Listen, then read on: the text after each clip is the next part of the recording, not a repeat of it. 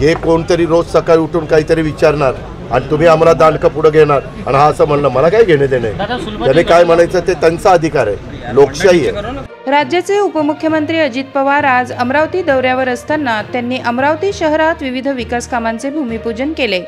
या दरम्यान माध्यमांनी त्यांच्याशी संजय राऊत यांनी केलेल्या वक्तव्यावर विचारणा केली असता अजित पवार भडकले। मला माझ्यापुरतं विचारा, सकाळी उठून कोणीतरी काही विचारणार आणि तुम्ही मला विचारणार, मला काय देणं घेणं? ज्यांना जे काही म्हणायचं तो त्यांचा अधिकार आहे। लोकशाहीमध्ये प्रत्येकाला आपले मत मांडण्याचा अधिकार आहे आणि प्रत्येकाला उत्तर द्यायला आम्ही काही बांधील नाही, अशी प्रतिक्रिया उपमुख्यमंत्री अजित पवार यांनी दिली आहे।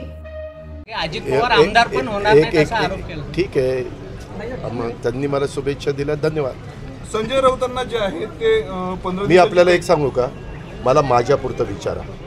हे कोणतरी रोज सकाळी उठून काहीतरी विचारणार आणि तुम्ही आम्हाला दांडकं पुढे घेणार आणि हा असं म्हणलं, मला काय घेणे देणे, त्याने काय म्हणायचं ते त्यांचा अधिकार आहे, लोकशाही आहे। लोकशाहीमध्ये प्रत्येकाला आपली मतं, आपला विचार मांडण्याचा अधिकार आहे, परंतु त्याला प्रत्येकाला उत्तर द्यायला आम्ही काय बांधील नाही।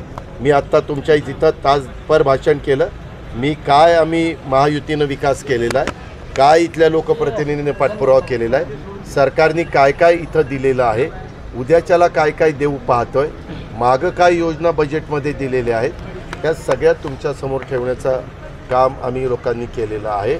आणि लवकरच आचारसंहिता लागेल। आचारसंहिता लागल्यानंतर पुन्हा वेगवेगळ्या उद्घाटन आणि भूमिपूजनाला मर्यादा येतात आणि मग निवडणुकीचा प्रचाराची धामधूम सुरू होईल। किती लोक उभे राहतात, कुणाला किती जागा मिळतात, त्याकरता थोडंसं पेशन्स ठेवा, थोडीशी सहनशीलता दाखवा।